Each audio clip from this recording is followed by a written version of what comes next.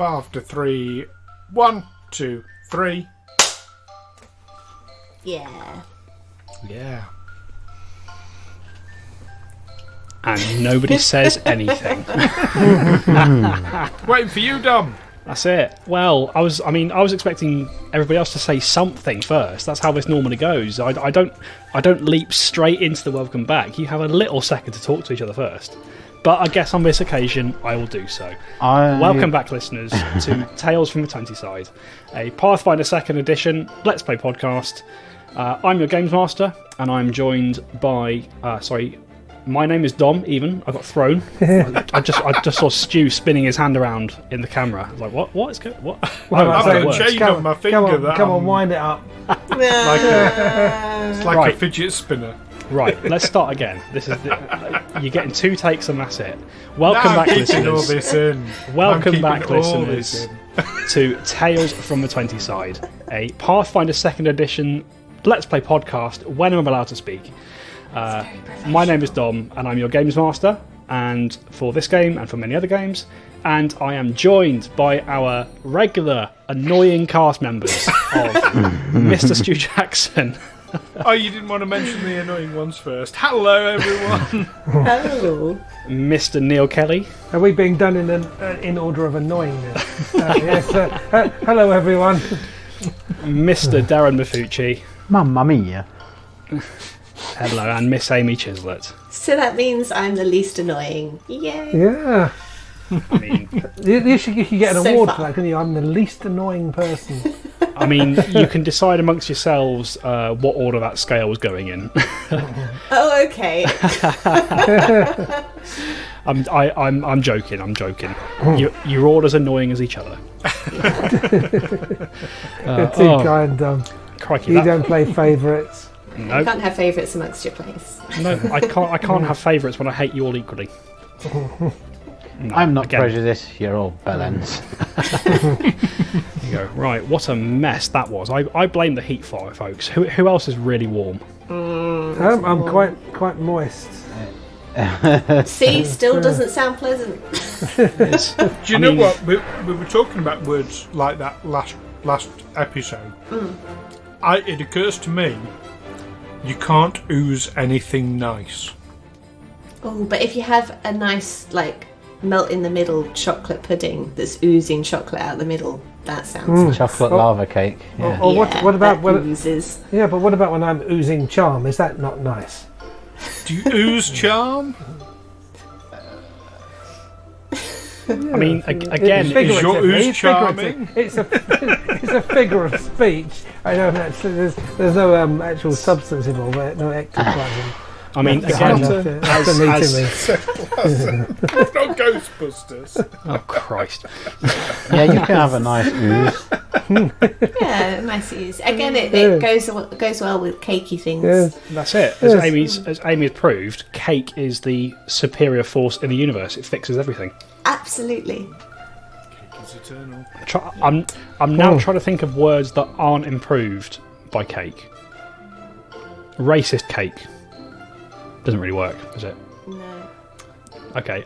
Maybe cake can't fix everything, but we tried. They can Concrete fix cake. hunger. Concrete cake. Concrete cake? You could have a cake of concrete. I mean, you wouldn't eat it, but it would be useful. Well, we already have rock cakes, so why not concrete cakes? Caked on dirt. Okay, point made. Cake is not as much of a save as I thought it was. Welcome back, folks. How is everybody doing aside from melting in our rooms? I'm alright. I'm pretty cool where I am. You're on the beach according to Zoom, Stu. So Yeah, no, I'm in a tropical beach breezy with palm trees. No, my flat, my new... I'm saying new. I mean, I moved here in October, but my flat in High Wycombe. Yeah, it's quite... I'm not being bothered by all this heat. It's quite a cool place. You mean cold? No, Wycombe is because a it cold doesn't. place. It wasn't cold in the winter either. I've hardly had to have the heating on. at all. So I must Even when it was confess, snowing. I must confess to you, when I lived in High Wycombe for 3 years for uni, I would not have described High Wycombe as cool. That's not a word I would use to describe it. You mentioned when I first moved here. You mentioned a pub. I did, the Hobgoblin. The Hobgoblin. It shut down. Oh, that's a shame. Yeah, That's a massive I've shame. been meaning to mention that for how many dozen episodes now? Is that Yeah. because of COVID? Did it just not survive? No, it had already shut down. Oh, okay. Beforehand. But it's famous for a pub that David Cameron visited once to use the loo, apparently. That one's still going. I mean, there's no justice in the world. That's what I'm saying. There's a restaurant in London that I really wanted to go to once all this madness had ended, but it didn't survive. I mean, to be fair, I'm not surprised the Hobgoblin was gone, because kind of just toward the end of my third year, they changed hands, they changed management, and the people who took it over were just not very nice people. They drove away a lot of the regulars. I think they killed a lot of the atmosphere. I'm not surprised that it went under even before So COVID. why were you encouraging me to go? Do you hate me? Well, because Don't answer that. I was I was drawing on my halcyon memories of all the good times I had in there, Stu. Your rose-tinted glasses. Yes. I've really got to get that rose tint taken off. Gets in the way of a lot of things. Yeah. I just look through the world with bloodshot eyes now. There we go. That's because you drink too much caffeine, Stu.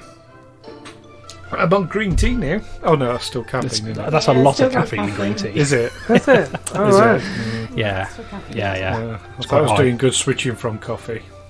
I mean, it's better, I think, for you. it is better for you. Like, it's got a lot less other stuff, and the caffeine hit you get from green tea, I think it is on par with a cup of coffee or stronger, but it's a much slower release. Oh, so it'll keep me awake for longer then. Good to know. Or it'll be less of an extreme, if you know what I mean. Which is good. Yeah, right. I feel like that conversation has run its course. So why don't we get back into some Pathfinder?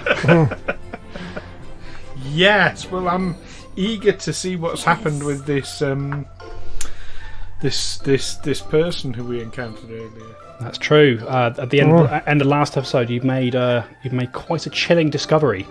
Obviously, you've got to wait and see if you can figure out more of what's going on with that. How do you feel about rescuing Garin from his captivity? I want him to stay. I'm sad that we left him back at the house. I mean, Well, he's not that far away in game terms. Like that house is only a few minutes away. You could always go and find him again if you want. Yeah, I think I might do that. Are you fawning over him? No. Hey. Did it sound like he had money in his pockets that you could separate Yeah. him from? Yeah, I reckon he'd be a good person to better A with. soft touch. Tune in next week to hear Amy introduce her new character as Della retires from the campaign to live with Garin forevermore. Whilst Otto robs him. Oh, there we go. Right, I'm folks. still convinced that one of you lot is going to end up being the big bad. I'm convinced that's the twist at the end of all this. I mean, I'll never tell. I'll never tell. Well, one day, hopefully, we might come to the end of the. I'm gonna say, hopefully, we come to the end of. Hopefully, our characters make it to the end of the adventure. It'd be very impressive if you do. Oh right, okay, that's a vote of confidence right there. Okay, the person who has control over this world will be surprised if we survive. No, it's just a general. Good to know. Just a general observation, Stu. In our years of playing Pathfinder together, how long do our characters generally last? They don't last all the way through. Well, now you and I are playing a social game. We're playing Hell's Rebels, And we are right up near the end of that with our original characters. Oh, you've jinxed it now. I mean, the two of us asked you, but we did lose our dwarf companion last week. We did. Got vaporised by a lich. I don't like the sound of this. Quite a final way to go. It was definitely, yeah. There was no coming back from that. No. Not even anything left of him as a memento. Apart from his badge, but that was it.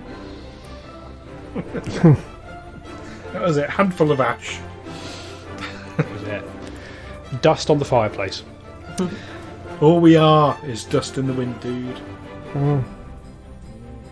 Yes, we are. Yes, we are. Right, that's getting far too deep. Shall we play some Pathfinder? Yeah. Yes. All right. So, our adventurers, Alwyn Templeton, Brother Amos, Otto von Niederschläger, and Della Thornbury. We really need to come up with a name for the four of you to save me saying that every single time. But we'll keep doing it for now until you give me something to work with. I just keep putting your heroes in the description. You do. Or But as we're beginning to suspect, perhaps not all of you are heroes. Who knows? Yes. Yes. There we go. Anyway, our adventurers have, upon arriving in the small village of Elsprin, where you were planning to drop off the children of your guide Nadia Petska, you encountered a woman in distress on the outskirts of the village. Her house was being besieged by two supernaturally quick fey creatures, which were sort of basically threatening her for some perceived slight. You did battle with them, eventually brought them down, and discovered that bound in a tree near to the cabin there was a male faun by the name of Garin, who had been basically bound there by these two creatures. You're not sure for what purpose, but you know that they intended to do his mother, who lived in the hut, harm. On cutting him down, you spoke with him, and you led him inside to reunite with his mother, who he'd not seen for some time. Maritz was very grateful for the assistance that you rendered. She invited you in, offered you food, a place to rest for a brief period of time, before your friend and guide Nadia Petska returned from the village to take you further on in. And as you sort of left Maritz's house behind, as she asked for privacy in sending off her dead husband, Borvold, you left her to her business and made your way into the village itself. And as you were beginning to approach the outside of Nadia's sister's house, where you would be spending the evening, you rounded the large tree in the centre of the settlement, and lashed to the trunk itself, you saw the headless body of a woman wearing white robes crisscrossed with intricate black symbols that had been stained red with blood. And that is where we bring ourselves back in. So, adventurers, what would you like to do? That's a funny tradition. I mean, normally it's the head you mount, not the body. You discard the body, bury the body, but maybe the head is mounted somewhere else. Perhaps, yes. Perhaps Shall we go look for the head? Maybe they're waving it at people to show them how safe they are. Perhaps, yes. That's a possibility. Yes. The head's not on the branches, is it? Give me a perception check, Della. Yeah. 18. 18, okay. The head is nowhere in sight. But as you're taking a moment to sort of look at the body, you can see that slung around its neck there is a wooden board with writing on it. Can I read it? Yeah, do you approach it? Oh. Can I not see it from here? I mean, Squint. you can. To read it fully, you need to get a bit closer. If Della's hesitant, I'll win. Alright, so Olwyn, you step off of the sled that you've been riding into the village itself, and as you approach as you approach the body that is lashed to the tree, you see that it is written in looks to be 2 languages. It is written in Common, and it is repeated in another form of Common which you recognise to be possibly a local dialect or regional language itself. But obviously, being able to understand Common, you can read the sign anyway. And it says, "In the name of Queen Elvana, the Cold Sisterhood declares Sister Netra excommunicado from the Order for the crime of high treason. Any who disturb this judgment will share her fate."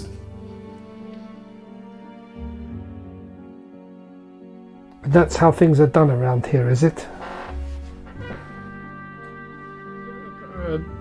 Execution's often a punishment for treason. That's not that uncommon. It's a shitty thing to do. I mean, it's hardly, people aren't going to redeem themselves. Is it anyone we know? It doesn't appear to be. I mean, aside from being dressed in the same robes as the woman who passed you in the night, you can't see. You don't see it as anybody you recognise. Yes, at first I thought it was her, but she was taller. What, by about a head? About, yes. Actually, height-wise, going by the shoulders, is she about the same height? Is it? No, this individual is shorter, Owen. And actually, now that you look at the body, you pick up on a couple of things. The first is that you recall when you saw the woman passing you in the night, she was carrying quite a large sack with a heavy red stain on the bottom. And the second thing that you become aware of as you get a bit closer is you can see that the body itself that is lashed to the tree, the body is still sort of twitching and convulsing. The blood itself looks to be long dried, but the body is still moving very faintly. Would it be possible to take a medicine check to see if this is, I don't want to say normal, but to see if this is natural? Yeah, absolutely. You can make that medicine roll. Dirty 20. Dirty 20. That is enough to tell you that, you sort of look at the body itself, you look at the blood, and you see how long it's dried. You estimate the blood itself has been dry for a couple of days. And thus you surmise that any kind of residual movement in the body should have stopped by now. There is something else at play here, possibly magical. Otto! You want me to detect magic, I can tell. That's an even better idea. Yes. What is it, detecting magic? I could dispel magic. So detect magic is... It's a cantrip. Yes, it is. So you don't need to spend any resources to use it. You just kind of cast it. And yeah, you cast detect magic, Otto, and as you cast it and you focus it on this body, you get a sense of necromancy associated with this body. You don't think it's undead, but there is some necromantic energy lingering around the body itself. There is some necromantic energy lingering around this body. It's not fully dead. That's not good. I think that woman we encountered, she was dressed the same. I think she had this poor lady's head in that sack. We can speculate, but we don't really know her, do we? Even if it is the woman we met, we didn't really meet her. No. And someone has the head, so... Nadia, what do you make of this? I'll be honest with you, Della. Creeps the hell out of me. I've heard a little about the Cold Sisters. You could call them a secret police force of sorts. They're not so secret. They're very unsubtle. Generally speaking, if a Cold Sister's involved in some local matter, any peaceful resolutions long past. Beyond that, I can't say. They're very... Folk in the wilderness don't see much of them. As I say, if they come to your village, something's wrong. So this isn't one of those Cold Sisters that we see tied to the tree here? Oh no, this is a Cold Sister. She's wearing the robes of the Order. Right. And reading that sign, it says as much. It says that this one, at least what I'm getting, is that this one was a Cold Sister, and they've killed her for something, for some crime. I don't know. I'm sure they had their reasons. Treason against the sisterhood. I mean, there you go. Treason is a subjective crime, isn't it? It's whatever someone says it is treason. I mean, all I know is that kind of what little the common folk know about the Cold Sisters is that they're almost fanatically loyal to the throne of Irison. So, for one to be dressed up like this and accused of treason, she must have turned on Elvana or something. I don't know. So she's been pinned here as a warning to the villagers. I don't know. It doesn't make sense. This looks like a private matter between the sisters of the Cold Sisters. Why are they? I can't speculate on their dirty motives. Laundry in public. I can't speculate on their motives, but the rumor mill has it that they're all exceptionally cruel. This might be their idea of punishment. I don't know. We want to stay out their way. I've got another theory. It might not be a warning so much as just a pissing contest, because the one thing powerful people want you to know is just how powerful they are. So it might be more of an advert than a warning.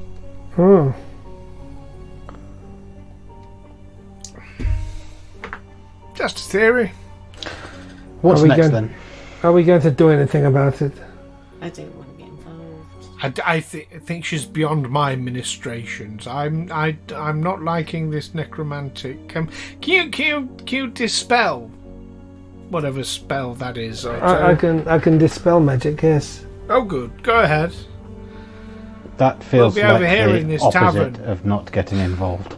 Yeah, she just like. Oh. Isn't this exactly what that sign says not to do? Yeah.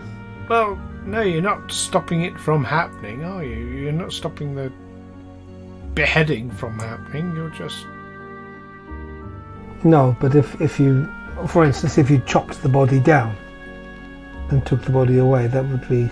That would be interfering, but... That would be I'm just saying... but there's obviously some sort of magic that's keeping this body alive, twitching, stuck to this tree. And if I do something that stops it twitching, that might be seen as just as much interference. Would you like me to read the sign again, as obviously your characters can see it in front of them? Yes, please, yes. All right. The sign reads in two languages, one in common, one in a language you don't understand but you think is a more regional dialect of common. It reads, "In the name of Queen Elvana, the Cold Sisterhood declares Netra excommunicado from the Order for the crime of high treason. Any who disturb this judgment will share her fate." I wouldn't touch it. No. I'm just thinking that maybe she's somewhat conscious if it's all like wiggling. Oh, you think the head's still alive somewhere? I mean, isn't that what necromantic stuff does? Mm. Maybe. I don't know about the stuff. It's... Yes, but it's more... I'm not an expert. I mean, Otto, you're the... No, I'm not. I can detect it, I can dispel it, I can... what else can I do? Use it. I can do some things. I'm not much on the occult or law. I think we should leave I vote for leaving it. Why don't we go to a tavern and ask the locals what they think? it. Yeah. Good idea. Get some more Why don't we... information. Alright, I like the first part of your idea. Why don't we Get why drunk. don't we go to a tavern and not say anything about it? If someone starts talking about it, I'll listen, but I'm not going to provoke a conversation. Ah, well, you can listen while I ask people then. Yes, I will. Oh, I won't. The plan. Is to go to a tavern. End of plan. That's a pretty good plan, to be fair. It's a good plan. I'm on board with that. It's the best plan we've had for a while. But yeah, assuming you're not doing anything else around this tree, yeah, you will make your way. Nadia ushers you over towards the house that you were moving towards previously, and she knocks on the door, and the door opens you see the door is answered by a woman, again in her mid to late 20s. And kind of looking at her, you immediately see the resemblance between her and Nadia.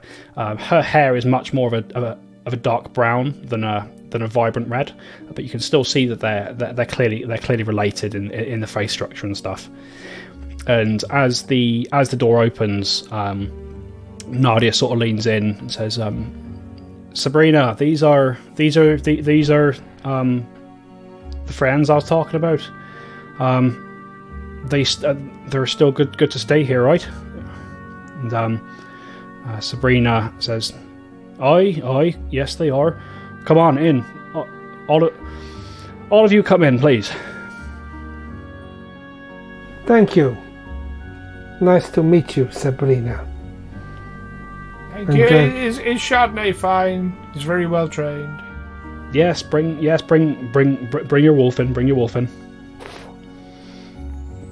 And so yeah, you enter into Sabrina's home, and it seems much the same as what you've come to expect from the rural homesteads within Irison, having been in a couple now. Very sort of very plainly decorated, but also very homely. You can see that there are touches here and there that make it unique.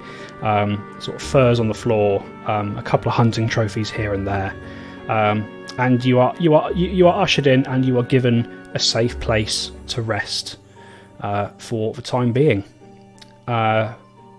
So my question to you guys is, what is your plan from here? Are you looking just to rest in the village for a night and move on, or would you like to go exploring somewhere? What would you like to do? Is anyone around to play cards with? Let us go to the tavern and see what mischief we can find for you. Yeah, you can absolutely go to. If you ask, Sabrina sort of says that there is a small tavern in Elsprin. There's really not much here. It's a very small village, a way station on the way to Whitethorn itself. But she tells you that there is a small tavern, which is called the Frosty Goat, and there is also a small store that sells mostly farming equipment. But you might be able to find some basic supplies there if you're in need of things. To the tavern. To the tavern. We can resupply tomorrow before we set off.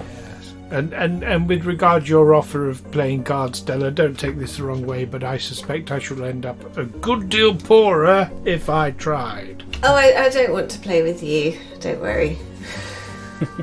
I don't want to take your money. Fine! No. I thought it would be a good chance to get to know the locals. And fleece them and make enemies of them. Yeah. I will not take their heads, Otto.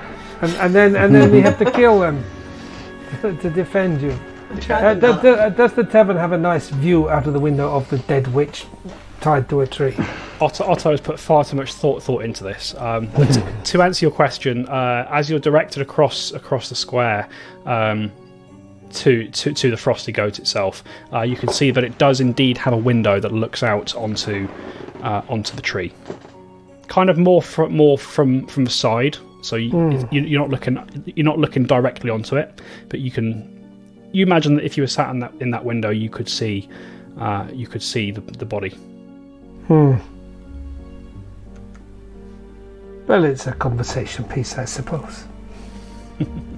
Might be good just to keep an eye on it. What's everybody having? I'll have the usual. The usual, okay. Some sort of ale or whatever they... Or whatever. Whatever's good. Yes, whatever they drink around these places. Good, and Della? Yeah, same. Okay. Yes, barkeep. 4 pints of whatever's good, please. Yeah, you make your way into the Frosty Goat, and you sort of make your way inside, and this is a much smaller, much quieter tavern than the ones that you've been in so far in your journeys across Irison and beyond. And as you walk in, you see that there are a few locals sort of sat around a table, just enjoying a quiet drink. The room itself is very quiet. There's a bit of a somber mood in the air, and as you approach the barkeep, and you ask for four pints, you see he's a tall, well-built human man, sort of bald head, and sort of a few days worth of stubble. You imagine you could probably cut glass on his chin if you really needed to. And he sort of looks over at all of you, and as he turns to face you, you can see he's got a scar running up one side of his face, kind of from just below his lip. Runs up one side of his face. Perhaps that's where someone cut glass on his chin.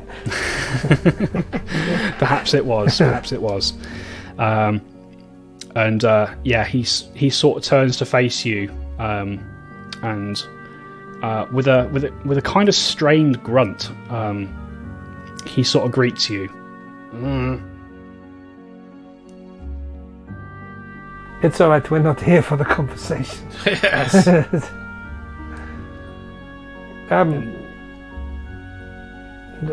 What my friend said about for whatever's good. He nods, turns back behind the bar, and you can see that this is a very sparsely stocked place. You can see what looks to be 2 large barrels of ale sort of behind the counter, and a small. You can see kind of just a glint of bottles underneath. There's not very many. You get the sense that there's not going to be a whole lot of choice here. But he turns away and he pours you 4 pints of quite a frothy looking ale. Sort of brings them back, pops them on the counter, and just holds up his hand with 4 fingers showing. 4. Okay, I'll give him 4 copper. He scoops the copper, tucks it into a pouch in his apron, slides the drinks across to you. Raise my cup to the entire tavern and say it's Caden Kalian for taking a big swig. Okay, you sort of do so or win, and give me a perception roll. Okay. 19. You hear a cricket chirping somewhere off camera. Okay. There is. It's not a hostile reaction. There's little to no reaction to you doing that. They seem very indifferent to your toast. Even Otto, who is also a follower of Caden Killian, was neutral about the The toast. And Brother Amos may or may not be. We don't know. After a moment, as you begin drinking your drinks, what little atmosphere there was in the room returns, and you see that the people who are in here go back to their own conversations and their own business. How many people are there in here? There's probably 6 people spread across a couple of tables. How many of them have bounties on their heads? Yes, anyone I recognise. Do they all have their heads? They do all have their heads. You don't need a perception roll for that. Nobody's head has a price on it. Not as far as you know, Otto. But then you're not from this. You're not from this land. You don't have an intrinsic sense of who might be a criminal or not. Who might be a wrong one. Or at least wanted. Just because they're on a bounty list doesn't mean to say they're actually guilty. That is true. Though so many of them act as if they are guilty, and they pay with their lives. I never understand. Oh well. It's a funny old life. Is there a table with maybe just 2 people sat at it? Yeah, you can find a place with sort of 2 people sat by themselves. Okay, wander over and hello. Do you mind if I sit here? Yeah, as you approach Olwyn, you sort of see there's two women sort of sat here, sort of slightly older looking. You can see grey creeping into their hair, and their face is sort of crisscrossed. Their faces are crisscrossed with wrinkles and just a little bit of age starting to creep in. But they sort of look up quite jovially as you approach, and they sort of look over and they say, "Oh, of course, no, by all means, take a seat." Thank you very much. I'm Alwyn. Alwyn? These are my friends over there. Welcome to Elsprin. We've not seen your faces around here before. No, we're new here. We just arrived. Bit of a grisly sight in the square, isn't it? What that? And she glances out of the window towards the tree. I assume you're talking about that. Yes, her. I'm not referring to the person. I'm referring to the incident. Oh, what incident? Oh, well, it was it happened 4 days ago. It did 4 days ago, and oh yes, we were just sat here enjoying a little meal, weren't we, Margaret? Oh yes, we were, Estelle. Yes, we were. We were just sat here watching, and then into the middle of a city comes one of them cold sisters, all dressed in white and wielding a big jagged spear. Oh, she goes right over to one of the houses. She does, throws the door open and pulls out that poor sod. She indicates the woman tied to the tree. I didn't really hear much of what they were saying, but they talked for a bit, and then they argued, and then they fought, and then we saw it all from here, didn't we, Margaret? Yes, we did, Estelle. We watched it all from here. We watched as she cut her down, stuck her to the tree, and then took her head off. Oh, it was right grisly, it was. Well, you two ladies are certainly the people in there. Here, let me refresh your drinks. Signal over to the barman for a couple more drinks for Margaret and Estelle. Such a kind young man, isn't he, Margaret? Oh yes, yes, Estelle. He's a lovely young lad. Very generous, very generous. Yes, I find it's good to be kind and polite to people rather than waving severed heads at them. And yes, so am I never going to hear the last of this? No. Maybe in the next recording session, or whatever that is. Maybe by the time you've turned into a shark. and severed someone's head. So, Margaret, was it, and Estelle? Yes. So are the Cold Sisters, you say, are they friends to Elsprin then? Friends to Elsprin? Not really. The only people they're friends to are the Queen, to Elvana. If a cold sister comes around, well, most of us think that they're a bit of a myth, don't we, Margaret? Yes, we do, Estelle. They're spoken of in whispers among the common folk. We don't see them often. Right. I mean, you'll have to forgive me. I'm new to this complete area. I'm from a long way away from here. Yes. I mean, you can probably tell because I've got a tan. Oh yes, Anyway. I did notice that. Look at how lovely and brown his skin is, Estelle. Oh, it's lovely, isn't it, Margaret? Oh, just like my Eric was in his prime.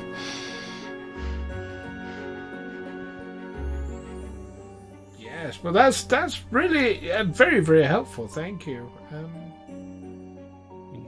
Why are you asking about the Cold Sisters? They you want to stay out of their way if you can. Nothing but bad stuff happens when they get involved. Oh, certainly sounds like they're they're to be feared and avoided at all costs. Do they? I mean, do they terrorize many people? Terrorize? That's the wrong words. They exist to enforce. They exist to enforce Elvana's rules, don't they, Estelle? Yes, they do. Yes, they do. I heard not so long ago there was a problem over in Ledenica. The mayor there, they say, had become corrupt, so they sent the Cold Sisters in, or one of the Cold Sisters in to remove the mayor of his position. Right. I mean, politicians, eh? You ever heard of one that isn't corrupt? Oh my goodness. Nice that you can get rid of them so easily. Yes. Quite a blessing, really. We know a place that might benefit. Yes. No comment.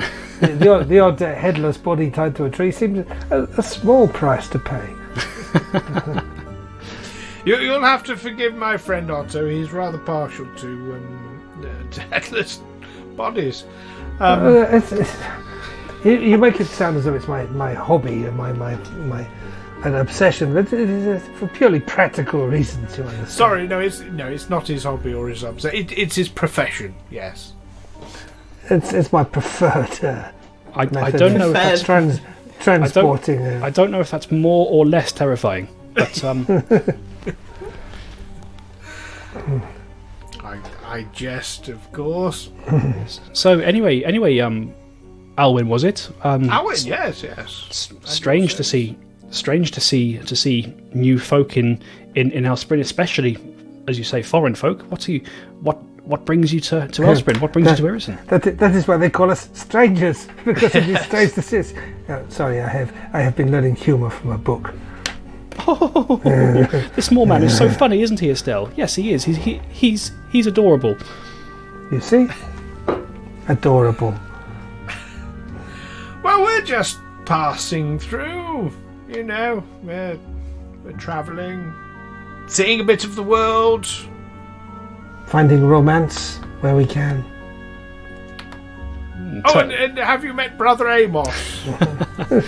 Yeah, Hello. Estelle sort of gives you a bit of a look as you say that, Otto. You swear you see a little bit of a smirk curling across her face as you do so, and then Alwyn, you interrupt by introducing Brother Amos. And this is our friend Della Thornbury. Don't play cards with her. You've seen me play cards once. That was a bad introduction to me. Why you shouldn't play cards with her. You'll lose all your money. She's very good.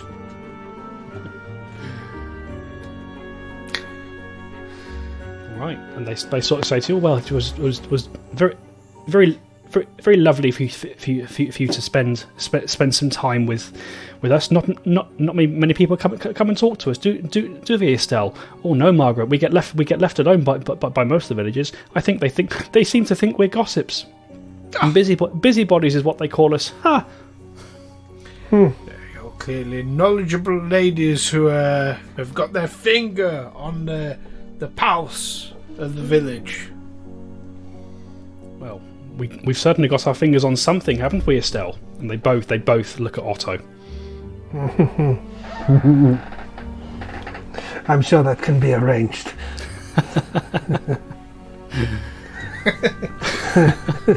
So, did you live near here? Why? Yes, I have a cabin across the road. My Eric is home at the moment, but Ah. Should we get a round of drinks in? Yes, yes. You do need a fresh drink. oh no, thank you. That last one was quite enough for me. I think it's almost time for us to be going. Don't you think, Estelle? Oh yes, Margaret. Well, it's been lovely talking to you all. I hope perhaps if you're staying in Elsprin for some time, perhaps we can talk again. That would be delightful. And they both stand up almost in unison as they say this, and they finish their drinks and they leave the tavern. You see them exit through the window, and they kind of get to the other side of the square, and they part in separate directions. Leaving that they went out through the window for a moment. Yes, And I was like, what did we say? Exit via defenestration. They very politely sort of finish their drinks and leave the four of you alone. That was probably the worst people to ask about what was going on. I don't know. I think your luck's in there, Otto. Yes, I think so. I was getting a good... until she mentioned this Eric, I thought things were going my way for once. So yeah, the four of you find yourselves in the Frosty Goat, sort of enjoying some drinks in the calm silence. Not silence, but it's a very relaxed atmosphere in the tavern. What would you guys like to do? What's your intention for the rest of the evening? Can I just check if anyone paid any particular attention to that conversation? What sort of like the rest of the people in the... Yeah, just if anyone was looking like they were paying attention or no. I was feeling a bit paranoid right now. All right, roll a perception check, Della. 15, okay. Do you know what? You were aware of the bartender sort of loosely hovering in a position where you would suspect he could hear. However, you're not sure whether that was just him trying to be a good bartender, making sure that he could get orders for you when you asked for them, or if he was actually listening to what you were saying. You're not too sure. But he was definitely more present than perhaps you consider normal. But equally, it is quite quiet in the bar, so it could go either way. I'm just going to keep an eye on him. Yeah, you do. Watchful eye. A watchful halfling eye.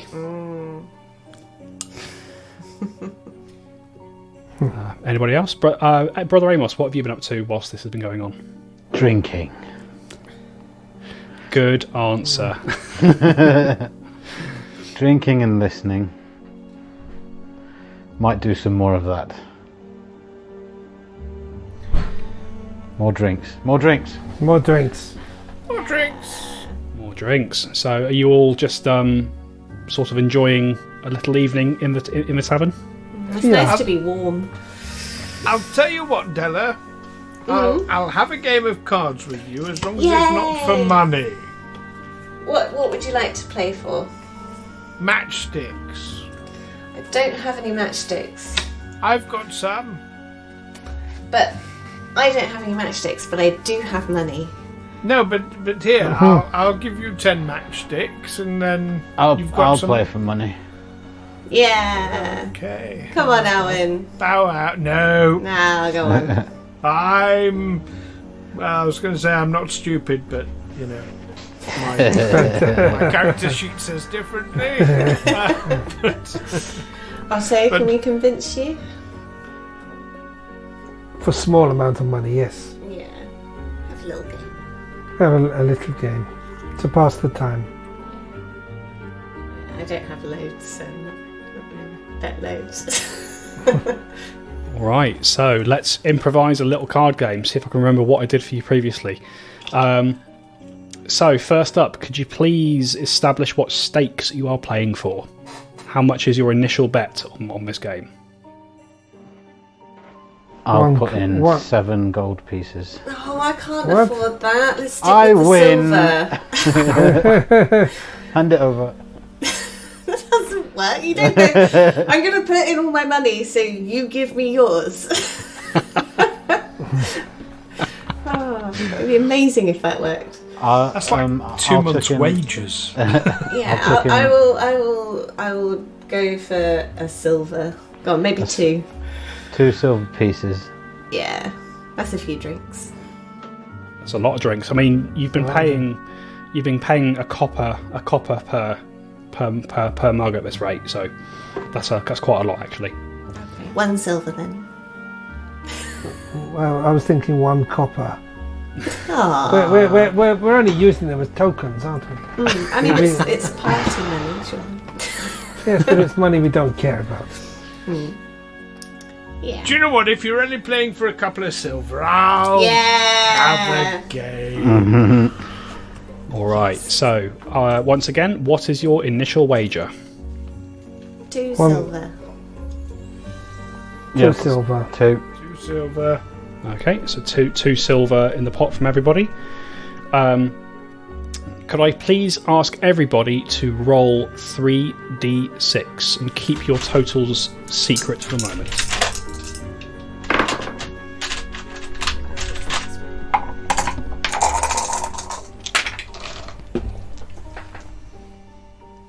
Okay. So now that you've rolled your first set of dice, you may select. Actually, no. There is now a second round of betting. You can all add extra money to the pot, should you so wish. How do we win this game? You win by having the highest combined total on your dice. Okay. I check. You check. Amos? I will check. Otto? I'll check. Olwyn? When you say check, sorry, what does that mean? We don't play anymore. We just go with what we. That's what I understood. Yeah. Anyway. Right, Yeah, I'm going to put another silver in then. Alright, I'll put in another silver if you are. All right, another silver. Okay, another silver. All right, so you're up to three each. Now you've had that second round of betting, you can each select one of your dice to re-roll. You must keep the second roll.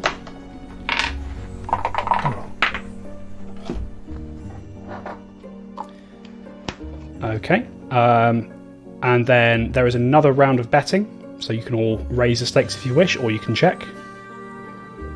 Check. Amos? I'm gonna put in another 2 silver pieces. Interesting. He's confident. So if you don't want to if you don't want to call that bet, you can fold and take yourself out of the game. I'll go join you for 5, why not? I'll join you for 5. I'll match it, yeah. Okay. And so once more, if you could all pick one dice to re-roll.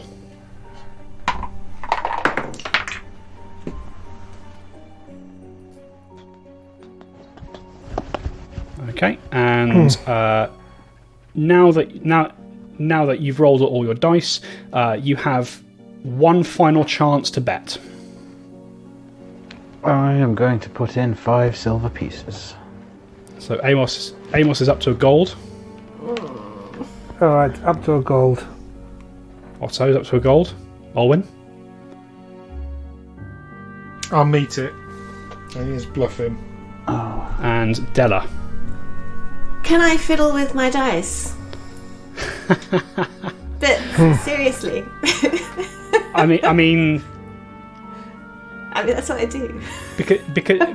Because we're playing over Zoom, I've got no real way of telling if you're cheating or not anyway. So you can be safe when you want. I will bet the gold. I will meet your bet. I mean, Della, if you would like to fiddle with your dice, could you please give me a thievery roll? Right. The last 30 seconds I missed because my headset died.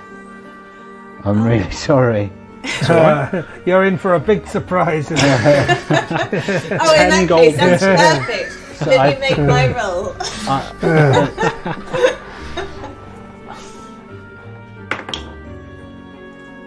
I rolled a 20 on the die. Fantastic. Della, you may change one of your dice to a facing of your choosing. The rest of you did not notice her do that. So with all bets in, we're up to a gold each. Let's go, starting with Olwyn. Let's reveal your total on your dice. Olwyn, what's your total? 15. Della? 16. 16. Amos? 16. Otto? 14. That's why I never play these fucking games.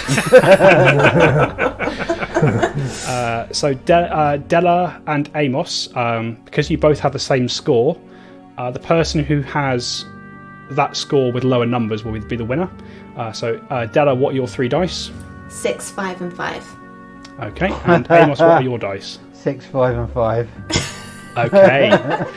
The two of you end up tied, and you split the pot between you. So you each gain a net of 1 gold piece. Olwyn and Otto, you each lose a gold piece. Okay. Well, that was fun. Well, we can get the drinks in now, can't we? Yes, this is the least you can do. Yeah, of course. Drinks in for the remainder of this adventure, I think. What was it you said to me? It's what you were saying to everyone. Alvin, don't play cards with her. And now we've played cards with her, and we're now down a gold piece. Why am I getting all the flack? Brother was Yeah. also one. Right. Yes. It wasn't just me that won. No, we can see you're both devious buggers. I haven't worked out fully what happened yet, but It was a completely fair game. of course it was. Yeah. If it wasn't, I would have won on my own, surely. There we go.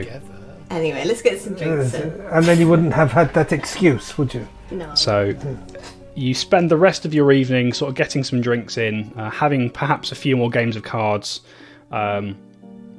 perhaps for lesser stakes they're on out, who knows.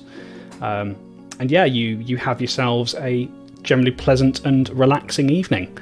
So unless there is anything specific you want to do during this time, we're going to skip forward to the next morning. Okay.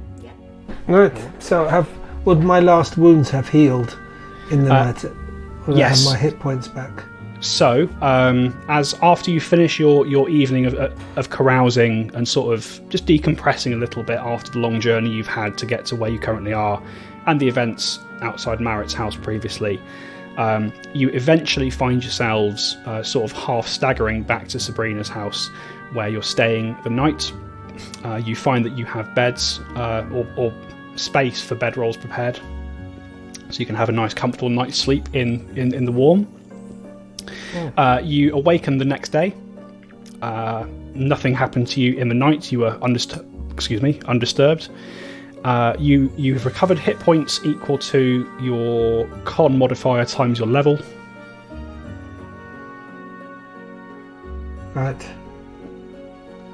And if you were at all fatigued previously, that has gone as well. And you get the spell slots back as well, that sort of thing. And you awaken the next morning, and some of you with perhaps more sore heads than others. You awaken and you see that Nadia is sort of awake and waiting for you. And she says to you, all right then, what's... Glad to see you're all awake. You were a little bit late last night. Nadia is sounding a bit judgmental this morning. You don't have to shout. Oh, there's no judgment. I just find it amusing, is all. Little amusing. Right. So anyway, what's your plan here, folks? I know you're keen to get up to Whitethrone. If you wanted to take some time here in Elsprin, I'm sure my sister wouldn't mind putting you up for a couple of days if you want to go exploring or anything. But if you just want to get on the road, I'm happy to go now. The boys are here. I'm happy to go. I think I don't see any. I mean, obviously we've got that grisly thing in the square, but can't really think of any reason to stay on. No, Big job to do. Unless you just want to go looking for trouble. I mean, let's not forget the world's at stake. So yes, we have a mission. Yes. Onward. We don't have to involve ourselves in every grisly sight we see. We have a pack of cigarettes. The dogs are half full. We're wearing dark glasses, and it's early in the morning. Very nice. All right. Okay, so just to have it absolutely clear in my mind, you're intending to continue on your journey towards Whitethrone. Is that correct? Yes. Yes. All right.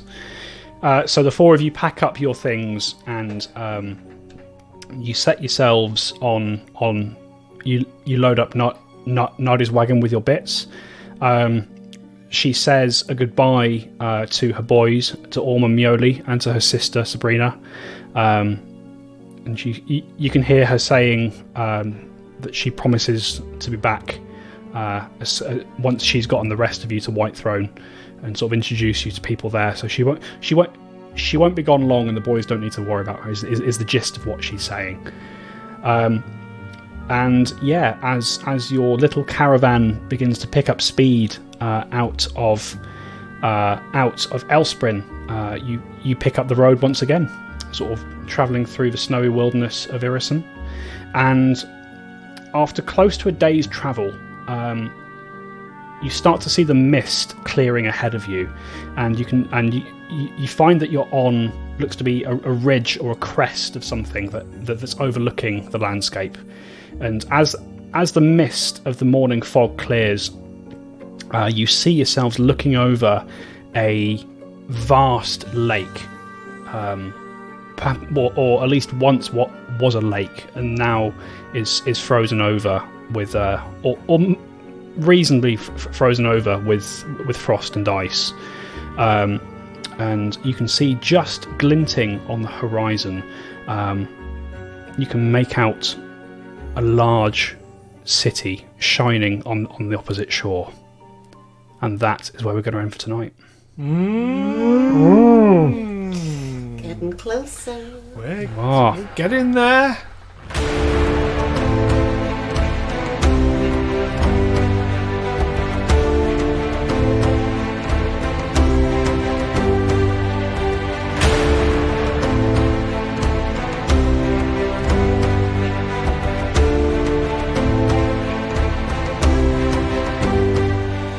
Tales from the 20 Side is a Fiegel Films production in association with Juicy Falls. Music by Nazar Ryback from hooksounds.com. Editing by Stu Jackson. Find us on Facebook, Twitter and Instagram by searching Tales from the 20 Side or by visiting talesfromthe20side.com.